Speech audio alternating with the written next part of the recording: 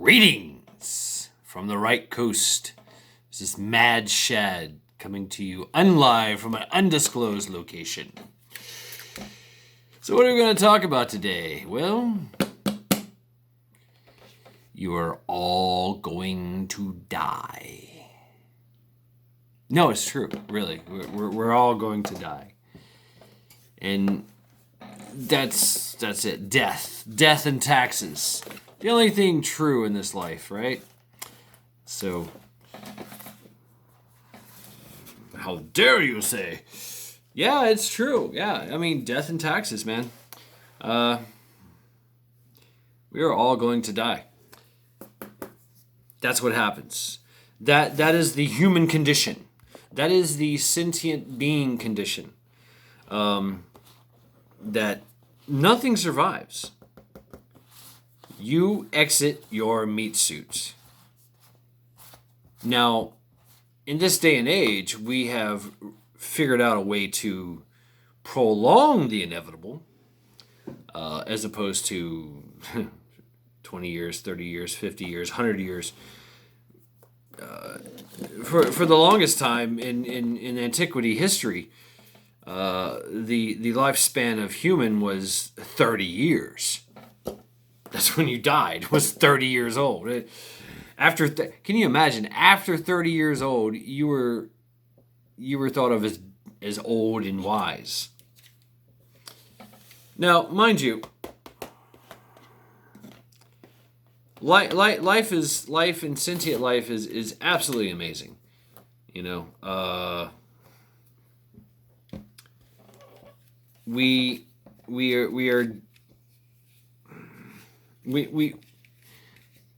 are born into this world. We're created from two people, a man and a woman, both having a blueprint,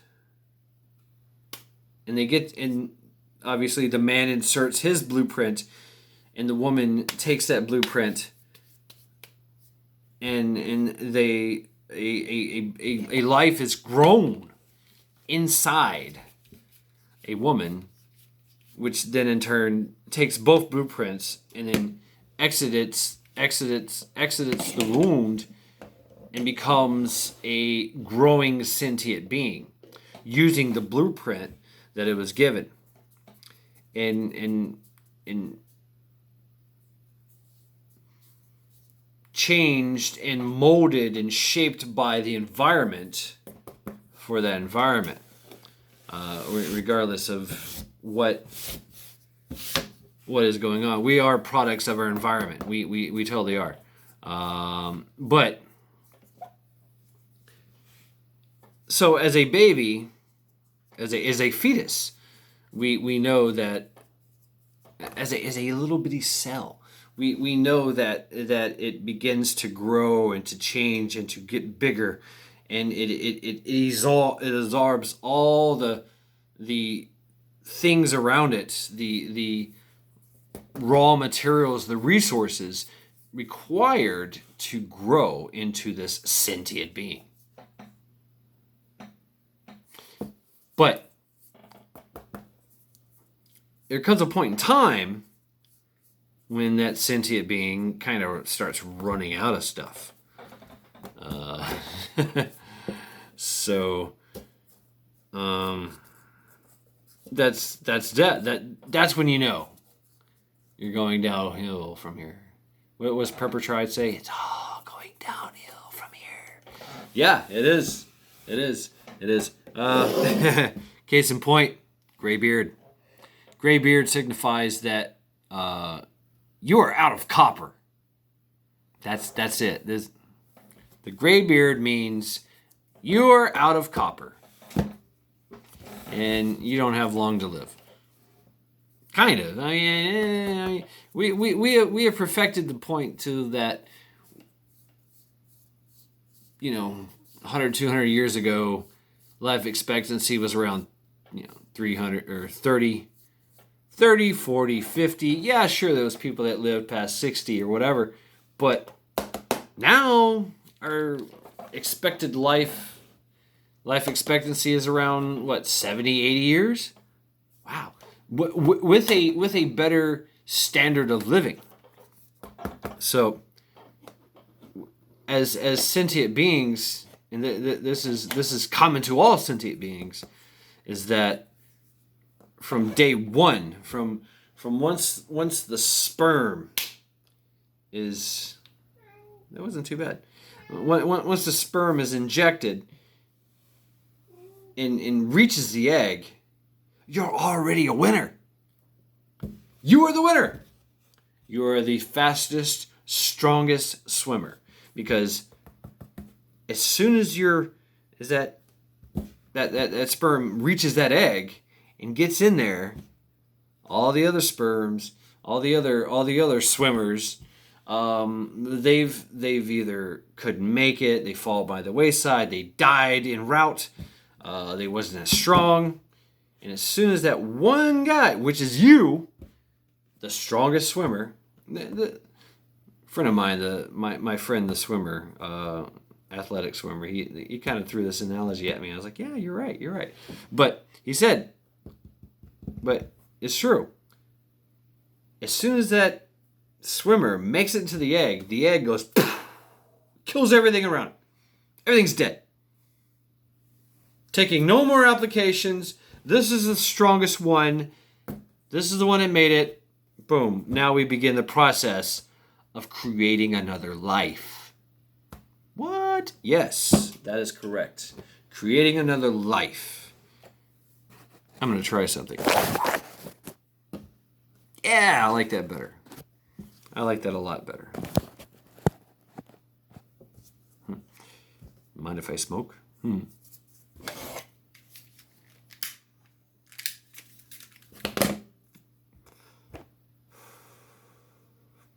We're all going to die. But we had an amazing life. The resources that we gathered, that we made ourselves into, that was made for us. It's really astounding. You can argue that it is the true miracle in this universe. For 245 million light years, we have not observed life yet. Nor are we able to create it in a laboratory setting. We are not able to recreate life as it's being made currently.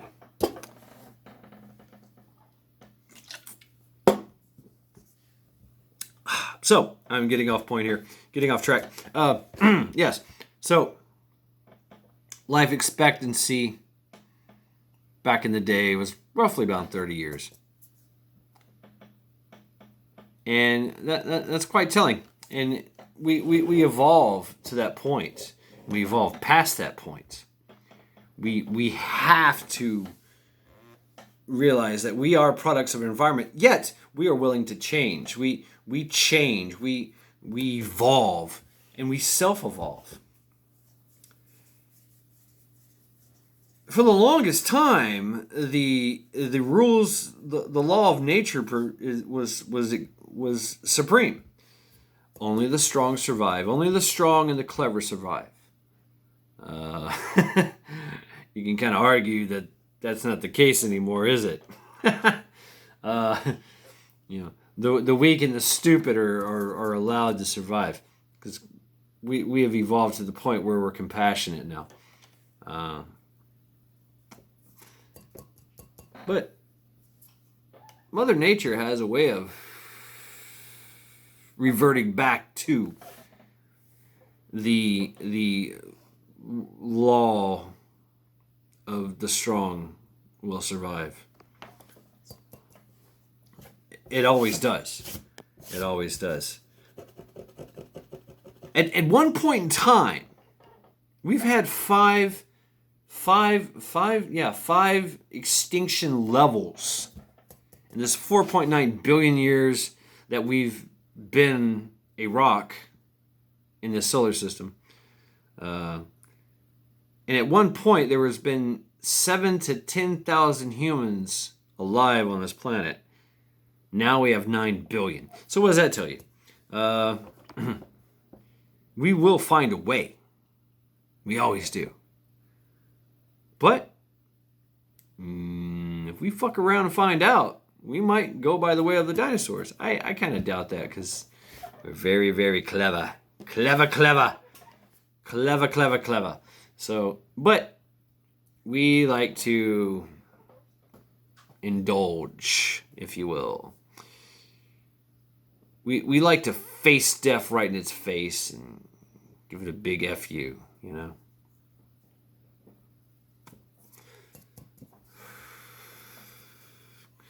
We enjoy experience. And experience is a great teacher. It really is. It really is. But do we learn from those experiences? Can we learn from the historical experiences that, you know, we've heard?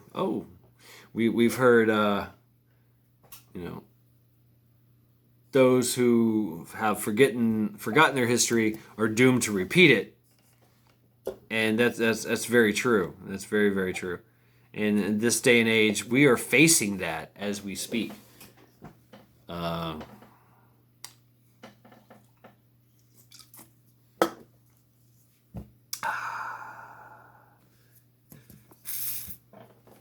The dark winter.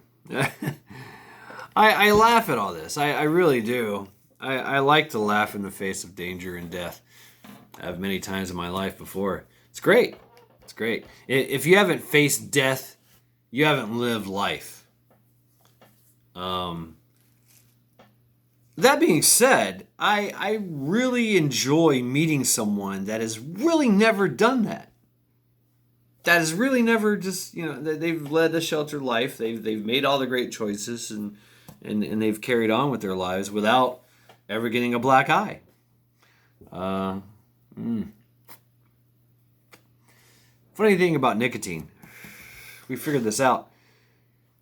It makes you smarter. You know why?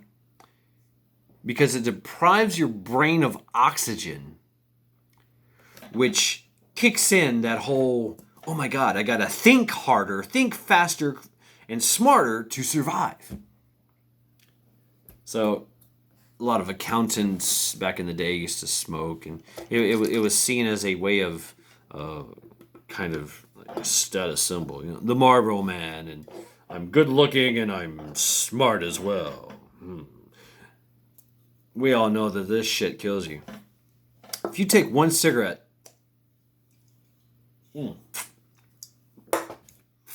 put it in a cup of water, let it set overnight, and let all the nicotine drain out of it, and then drink it, you will die. There's enough nicotine in one cigarette to kill someone. Yet, we figured it out that if you smoke it, it's not so bad. Kills you later on. Kills you later on.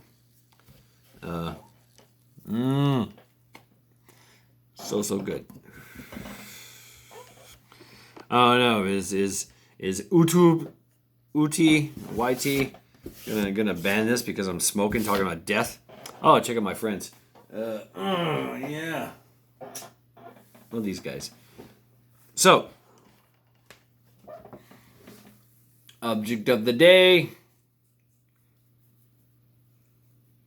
So, we understand that going through life as sentient beings, we have to acquire all these resources and acquire all these things, you know, to make our lives complete. To build, it's the building blocks of who we are. And at a certain point, you start to run out of those resources. Now, in this day and age, we've done so much learning and research on things that we can actually prolong life and actually prolong the quality of life.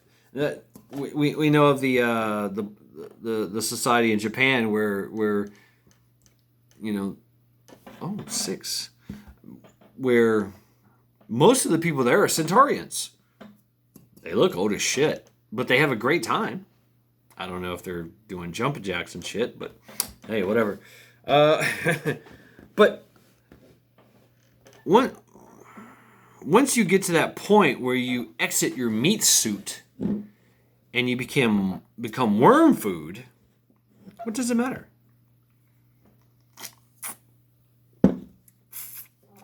I understand that most of the death process is very personal. Very, very personal. But once I go, then everybody else is like, there's the grieving and the so sorry for your loss and my condolences. And then I get shipped to some freaking place where they pump me full of formaldehyde and display me in a box while everybody can come look at me and wow, he was such a great person. No, I wasn't. Really, I wasn't. But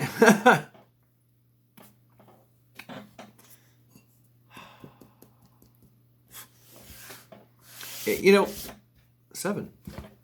It seems that the death and the way that we treat the dead is for the living. Because once you die, that's it. You're done.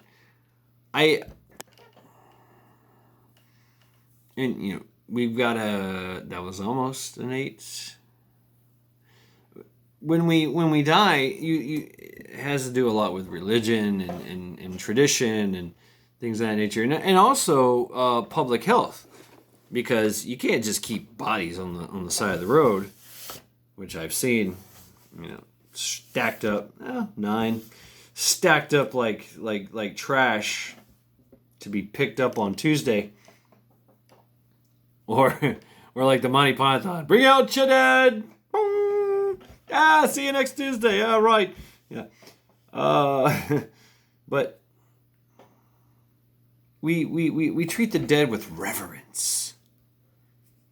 And we tell stories and we drink and pay homage to the person that was, but is, but isn't.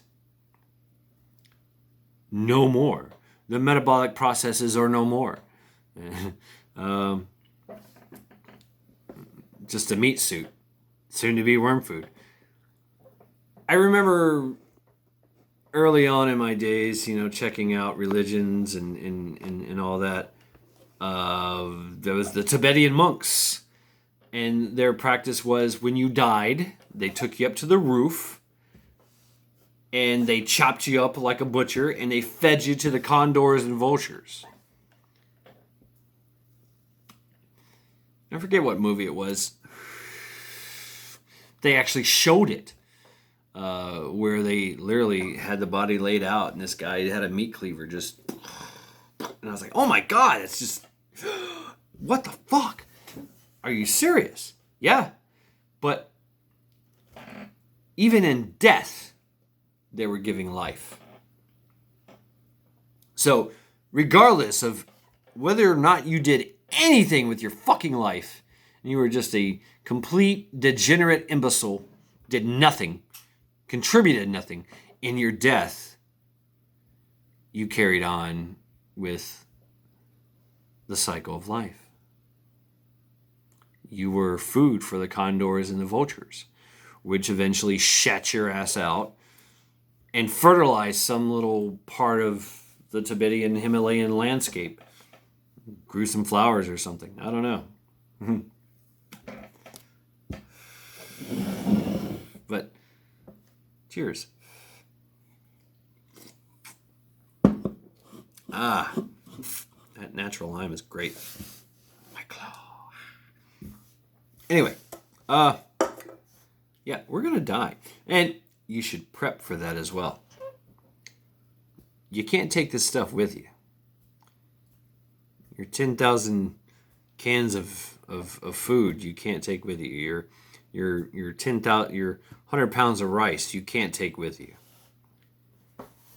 Because you yourself have to go back into this self-correcting system that we call the earth. So you can provide life for other things. And that's kind of how it works. And so I'm going to end it with that. I am going to step into the object of the day.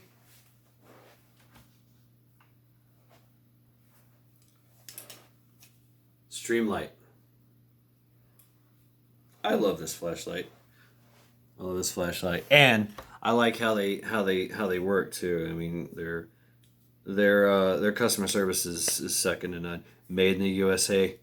What I did is I got this flashlight, 1,000 lumens, 1,000 freaking lumens. Let me tell you. And I like to keep a little, the hair tie thingies. I throw it right there, and I can do it. I can do it this way, where it's hands free, and I just slide it around, or I can go like this, really lock it in. There we go. Like that. Hands free. And of course it's got, I know I just gave you a seizure, right? Oh, it's in your face. I know, right? Just busted a knuckle. Busted some shit. But Streamlight, and what I did is they got these cool little batteries that are rechargeable, USB port. You can literally charge it from your freaking computer or your phone or whatever, and you charge the battery. The battery has 500 charges on it. I bought two. I figured I have 5 years of light. 5 years of light. Doesn't take much to charge them all. They charge in literally 2-3 hours. That's it. And that's a badass light. That's definitely in my EDC. And it also has what they call a 10 tap. So I can hit 1, 2, 3, 4, 5, 6, 7, 8, 9, 10. So I have three functions, and I can, super bright, strobe light, and then very low light. 9. And I can 10 tap, and so whenever I hit that button, that's the function that comes out the first.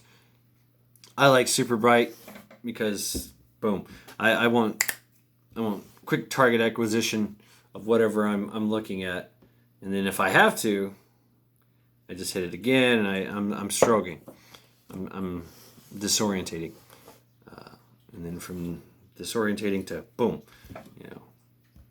10. But they do die as well.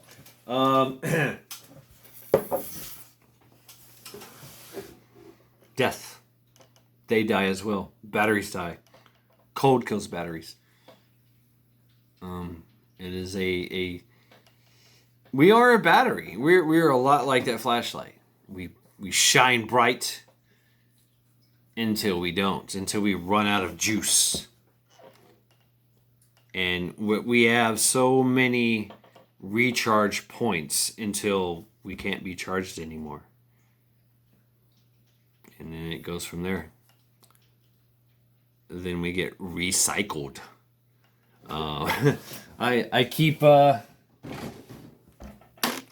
little bin of recyclables. Recyclable batteries. 11. Oh my god. And I turn those in. Usually I go to Batteries Plus or something and just turn it in. You get like a little credit or something. Like, hey, thanks. 12? But yeah, we're a lot like batteries. We're a lot like that flashlight.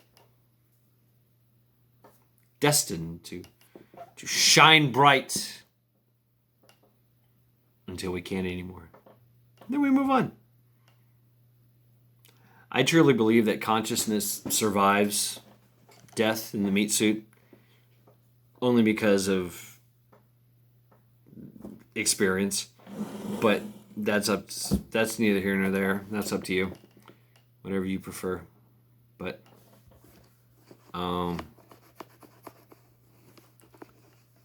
we until we can figure it out, this is all we got. Right here, right now. That's all we got. Tomorrow is not promised. Yet we can still prep for it. And hopefully make it to another day.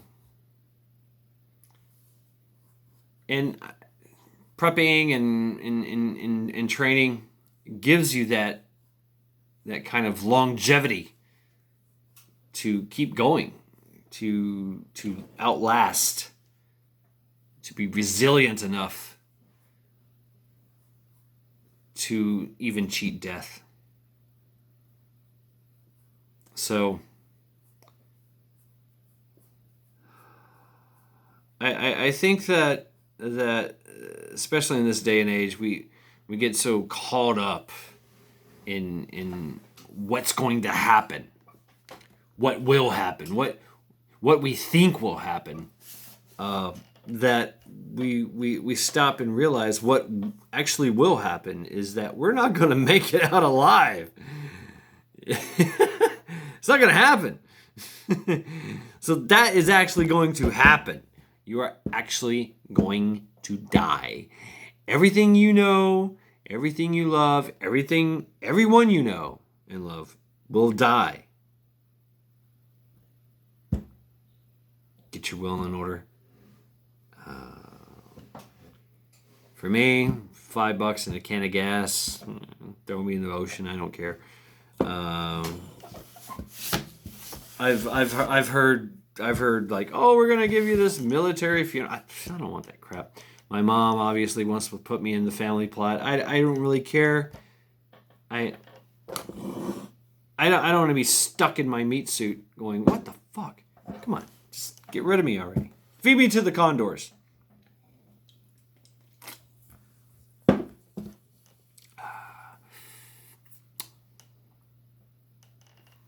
Interesting fact. I don't know if I should say this.